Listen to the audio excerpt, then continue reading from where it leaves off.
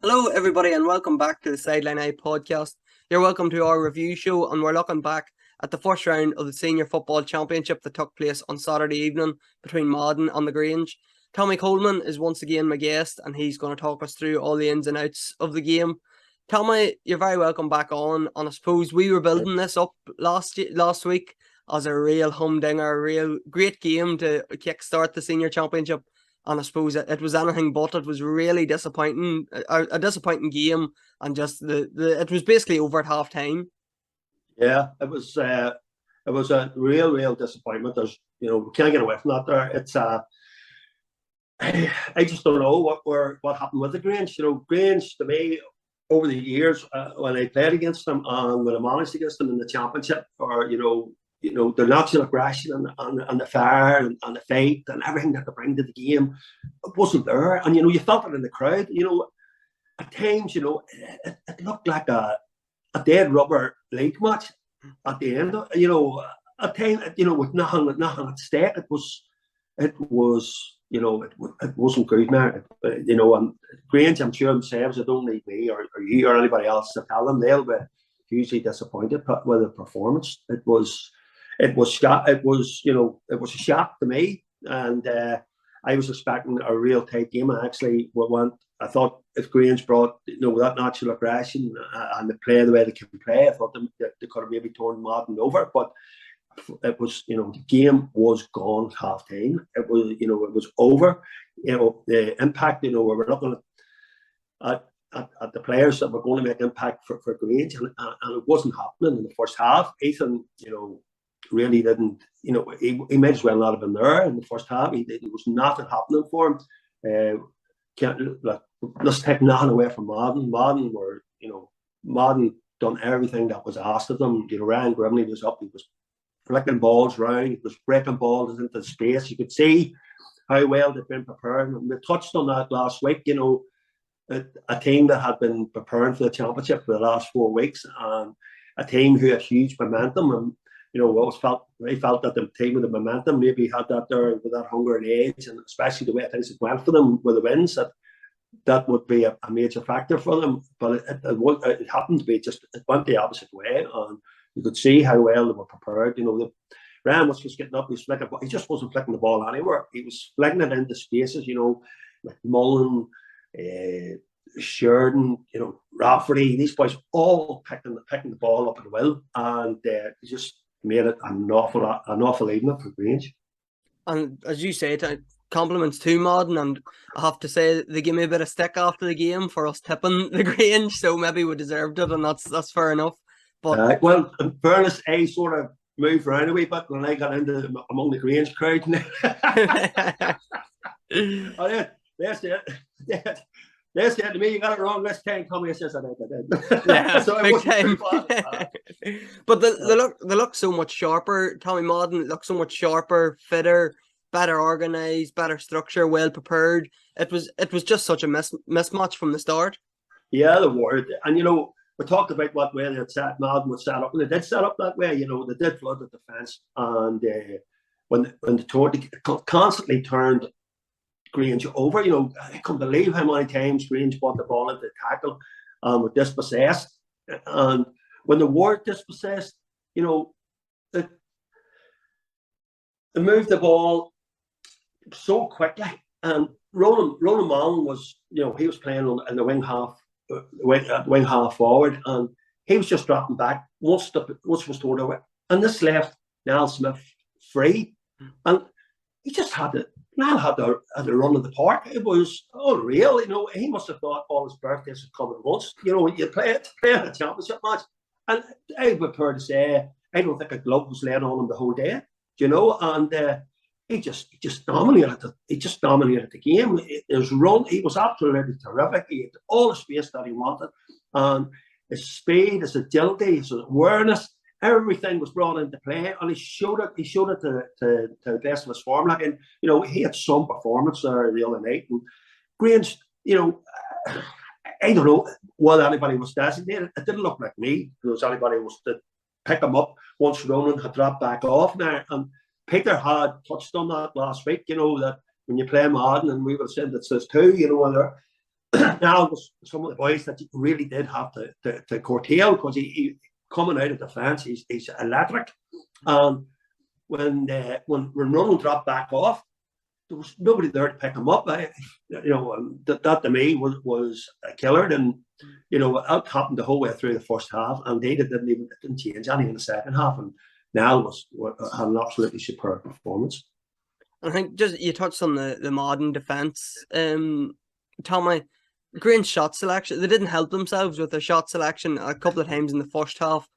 Over at the far side of where we were in the main stand, the far side, they were shooting maybe 3 or 4 shots from, in at the 21 there in the corner. Left-footed players trying to swing it around. And I think Cahill McKenna actually got one, but there was a couple of players, and just Grange weren't helping themselves, and they needed a score just to get settled and get into the game. I think Madden went 5-0 up, so they needed a score, but just their shot selection was so poor, particularly in that first half. Yeah, well, as I said, Madden had sort of took that scoring area, and they do make it really difficult for you to get inside that, to get the shot. And Cal did eventually put over a superb point, but it was way out of range. And percentage wise, you're talking maybe 10-20%. If you're shooting like that all day, that's all going to go over, and that proved to be the case. And it was, if they'd been a wee bit more patient, maybe tried to walk the ball around and get it in, but they seemed to get frustrated, as I said, that instead of doing that, they carried the ball in the attack, and Madden were brilliant at overturning. I don't know what the turnover count was. They'll have all the stats on that there, but they forced and they put the pressure on them. So they were able. Somebody was always able to come out even to meet them when they were taking these shots, and put that pressure on them, and it forced them away time after time after time. Grange look at it and say about the chances that they missed, and rightly so, they did miss that. But for me, they were always going to miss them where they were shooting from. I think they would have needed to have been more patient, and they'd have recycled the ball and try and get somebody coming through, switch the play and put it round, have somebody running from deep and switch in the play, and maybe got inside a wee bit more and had a better opportunity, because some of the shots, they were never going to go over, never. And they couldn't deal on them turnovers, Tommy. Grange just couldn't deal with the running power. Like we spoke on Niall Smith, Joe Sheridan, Donald Rafferty, Ryan Lahern was breaking out at times from the defence, Conor Grimley. They just had nobody to match that sort of pace and power that Madden were breaking with. No, man, all Madden's defence, and Peter Lappin, the whole lot of them, every one of them who were able to pick up were able to go, and and what happened was somebody else then sat. So it was always going to be, they were always going to be never getting away with it. They just could not deal with these boys, and they would never, even if they would have been thrown over again, Madden have everything in place that they were still safe. You have hats off to Madden, and it was a very polished performance, and it was done without not being under pressure really. And we'll have to see what way that develops as the championship goes on. And at half time, I was on commentary with Peter Nugent, so I was asking him if he was in the Grange changing rooms, as he was many times down through the last couple of years, what would he be saying? What would his tactical changes be? And he said the first thing that has to happen is you have to put Ethan to the edge of the square. Now, it took them a while. It took them a good bit. It was probably the last 10 minutes they decided to do it. But Ethan showed he's not only an accomplished goalkeeper now at county level, he can do it in the edge of the square as well. And it was a tactic that probably was a bit obvious. That they needed to do something like that to keep them in the game. And it eventually worked, but it was too late. Well, we spoke last week, we said, on what way the game was going, and truthfully and front about it, Ethan had no impact in the middle of the field whatsoever. Ryan Grimley done a superb job up breaking the ball and run the ball. He maybe got on the ball once or twice in the first half. He didn't really do anything with it. And, to me, when the game would have been chased, that would have been one of the first things I would have done. The second, I would have tailor-made somebody to pick up Smith. I would have had to have done that. Smith was just on fire, and there was nobody. I'm not saying it's an easy job; it's anything but an easy job. But I would have had somebody there, to be stamping with him, no matter where he went. If he decided to go into the change rooms for 2 minutes, I'd have sent somebody in there with him. That's the way it would have been. He had to be marked up. They had to be touch tight the whole time, and it didn't happen. And that there, even though we put Nathan in, it did work. Ethan was, Ethan scored 3 great goals, and he just every time it went in, there was mayhem in the Madden defence. The full back line, and this is something I'm sure that Mickey and Roland will be looking at very, very closely over the next 2 weeks. And it's something that I'm sure Khalidi will be looking at, and for the next round, and on what way to exploit that there. But there was weaknesses there that has to be worked on. But listen, it's only a preliminary round in the championship, and you can get. When you get, in a way, I remember getting well beaten by Madden one day in the league, and but it exposes your weaknesses. Then you work to fix them, and they've got a great opportunity now over the next 2 weeks to know where they have to go, what they have to do to fix that there. And if they get that there sorted out, Madden could have a big say which way things go in the championship this year. And you said about Grange Clevey will have noticed that. That's going to be, I'm sure Wayne Kearns was at the game on Saturday evening. I'm sure his eyes were lighting up at this, like that. Clevey of big men, I don't want to get into a preview of it, but that's Madden are going to really have to concentrate on that, because that's a huge worry for them, because all the rest of the game, you couldn't have picked too many faults out with them, but that would be highlighted as a huge worry for them. It will, but the other, I suppose, the other side of the coin on that one would be that, when you're so comfortable and, the game's going away, from the offside, you have the game won, your focus does drop, and I don't know what would have been the same if the intensity would have been there and there would have been 1 or 2 points in it with them goals just to come as handy as not. Sometimes when you're forward, you do, your concentration levels slip. And that may have been a factor in it too, but it's something definitely, that Wayne seen a couple of things that's went on there, and he'll have something that he'll have to stop, and then he knows there's something there to hit him quick on the break with that big ball. Anybody will be playing them at all there will be trying out that full back line to see what way things go. It'll definitely be a tester for them. And just on Madden and Tommy, you'd mentioned Ryan Grimley a couple of times there. His flick, it was like Michael Murphy in 2014 against Dublin, and then Ryan McHugh was coming off it. It was Nell Smith, McMullen, Sheridan. There was so many runners down and under it, but obviously there's been a bit of work going on through with that, because it happened. If it happened once, you would say it was a lucky break. It happened 3 or 4 times in a row.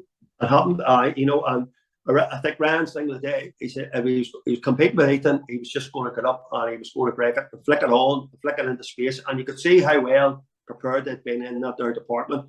We've been talking about who couldn't do this and how they're going to handle Ethan. But look, Big Razor's been around for a long time. He's a gentleman into the bargain. And I'm delighted for him to have such a great game. And it was very intelligent the way he played, and he got up. He deflected right, deflected left. We had Sheridan, McMullen, Rafferty, all these boys, McKenna, just they rotated round. They all knew where it was going to. They picked up every single ball that he flicked on, and that just wasn't by chance. That was set out. That was done on the training field, and you can see the work that's went into Madden over the last 4 weeks, and for them, they'll be overjoyed at that aspect of the game, that their game plan in general, the way that they wanted to play, was implemented, and it won the day out easy, and let's be fair about all this here. The scoreline flattered Grange. Yeah, big time. It really did, and it took, Ethan's hat trick, it took the bad luck off it. And even probably Tommy, when he did get the hat trick, you still weren't worried that Madden were going to lose the game. You still always felt they were in complete control from start to finish. Yeah, they just knew it could go up. You always felt that every time they attacked, there was always a goal or a score on. Their scores come so easy, I thought Conor Grimley was terrific in around the middle as well. He just came out, dropped off, got the ball, took some, I think he scored 6 altogether, didn't he? Yeah, 6. Maybe 4 frees and 2 from play. And they were all great scores, and very, very comfortable. And he's took that role over from Naylor, and he stepped into his shoes. There was no bother to him at all. When he looked a class actor the other night as well. I thought him and Smith were absolutely outstanding. I thought McKenna's pass, the final goal into Rafferty Yeah. was exceptional. It was exceptional. It was probably the one thing that was worth the admission money. You know, the way you just seen him split the ball, is split that defence in two, straight into the space, and Rafferty took it really, really well. It was a brilliant goal, brilliant pass, and it was great vision from McKenna when he went out there and picked that there up and put that in. It was a fantastic goal, fantastic goal. And obviously, in our preview, Tommy, we all tipped the Grange. We felt that they had enough to definitely the forward line that was going to trouble Madden, and it didn't work out like that. I don't think anybody, bar Ethan, nobody scored more than a point, which was really disappointing. But I wanted to talk to you about, is there a gap between Division 1A and Division 1B? Because obviously Madden finished, I think they finished 4th in 1A, while Grange finished 4th from bottom in 1B. And we know the quality that the Grange do have, and no matter what level they're playing at, they definitely do have that quality. But is there a gap? Is there a huge gap between them two divisions? And obviously we'll talk about it further down the line. But on Saturday's evidence, there seems to be. Well, there's certainly the bottom half of 1B. I would say that there's a big gap there. You know. I know we sort of bucked the trend a wee bit last year, but we were sort of on the up last year. You know, we got promoted and we got through. We had huge momentum going into it. And, you know, we had a great 2 or 3 weeks to prepare for the championship as well. You know, for me, there is that gap. People that, you know, we were in Division 1B for 5 years, maybe, or you know, battling hard, you know, trying to get out of it, and we've took, you know. But in the championship, seeing the championship, I took our fair share of big beatings as well. In that their time, you know, and I think there is a certain amount, there's a learning process that has to be done. And I feel that, I know that the NAB to me is not a 1B team. I've been saying that all year anyway, and that proved to be the case. They were straight back up again. And, you know, I think they'll be genuine contenders for the senior championship this year. You know, Mullabone is on a roller. You know, they're very similar to themselves, and they actually play us in the first round, and they'll not be easy either. You know, they have that momentum, they're full of confidence, they have a superb forward line. You know, when we go back and go into that, they'll be you know, we'll be talking about them and defensively and where their possible weaknesses are. And the Bridge is always capable of springing a surprise on their day. They're always capable of beating somebody if they get things right. Can they get over the Glack of the Cross? That's where they'll be going. And, you know, the Clans, to me, is a team that's on the up. They're a team that's, you know, I think they need another 2 or 3 years. But having said that about the Clans, they're quite capable on their day of pulling off surprise. Why they could win 4 in a row, 5 in a row to claim the championship. I think that would be a big ask of a very young team. And, you know, if they at the Clans able to deflecting all that pressure away from them and just getting them out, enjoy yourselves, learn your trade here, and, you know, you're looking maybe at 3 years, 4 years down the line, and, you know, you'd have serious contenders there. But I always felt that if you wanted to win the senior championship, you have to go into 1A, and you need to be in 1A 2 or 3 years, playing against the best, week in, week out, taking your defeats, learning from your defeats, shoring up whatever has to be done, whatever changes have to be made, you know, your weaknesses to work on them and get them in place. And then, you know, maybe have 2 or 3 men at the county, then coming back in for the championship and really boasting in that squad. And, you know, I know I'm saying all that, I know what we done last year, but I think in general, I think that's the way football is. And yes, there is a gap. I don't think between the top 3, 4 teams, just not as big as the bottom 4. But I think, you know, when it comes to heads of the hunt, you know, I think there'll be a seasoned senior side that'll come out on top this year. And Tommy, is it a worry for Madden that they did have it so easy? Obviously, we've talked about the full back line, the high ball into the square. They're going to work on it. But they're going to face a Clevie side that have been coming, a lot of good young players coming through, obviously minus Kieran O'Hanlon. And again, we don't want to start previewing that game because we'll do that in 2 weeks' time. But we're going to find out where Madden really are now in 2 weeks. They're going to come up against a proper Division 1A team, a team that was pushing for the league title, a team that has been, you know, we're going to build up probably when we start talking about as real contenders for the senior championship. So it'll be good for Madden to see where they are, but there'll be a much tougher test for them. Yeah, definitely. this next game, well, I don't want to put the blink on it and say what it is, but it really has the makings of a cracking game. You know, two teams that love to play football and go at it, and I've made no secret about this all year about Kalevi and what way I feel about them, and having watched them. Obviously, I think if Kalevi are braver and not being reserved in their football and play and take a chance, because obviously you do have to take chances if you're going to win. I think if they get that into their game, they would be. I think they're a great outside bet this year for the championship. I think we're all looking at them. We know that again the Hearts were down with quite a few players that night, and not all said and done. They probably look. I think it was still talk about the match should have been off and different wee things and that, but they went up. They played the match. They had the winnings of the match. And they let it slip. And we have to admire Hearts as well. They come back and they dug in and they got the result and they won their league title. But Killeavy and doubt down, they could have had that game. We have a strong squad here. It's hard to deal, and you have to keep positive. There's a lot of good players in Killeavy. Kieran's a massive loss. There's no question that there as well other players, and we'll talk about them too, I suppose, when we're going down to the matches, because there's big players missing in all the teams.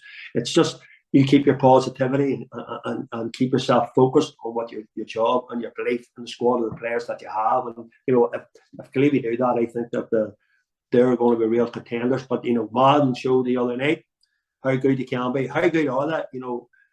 We're Grange that poor.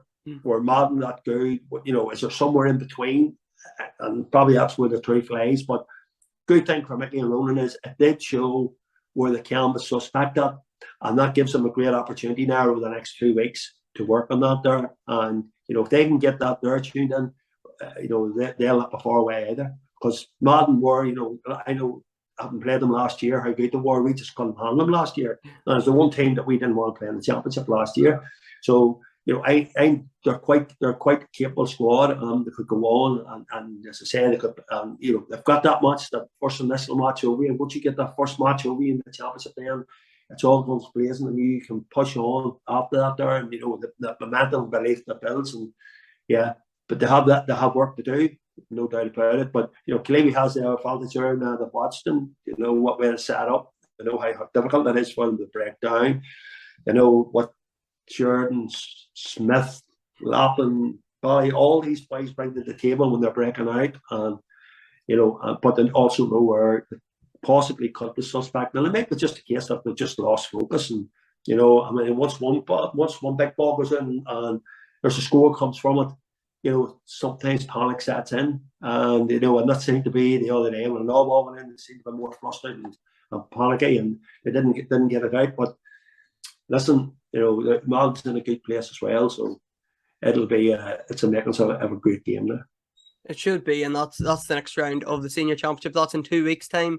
This week it's all about the intermediate championship. It begins on Friday, and there's games Friday, Saturday, and Sunday. And again, Armagh TV will be covering possibly 5, I think, this weekend. Hopefully, if everything goes to plan, and we'll obviously be previewing all them games with our podcast on Thursday. We'll have previews of each individual game and a few articles just to whet the appetite for the intermediate championship coming up, which has all the potential to be a really good competitive championship.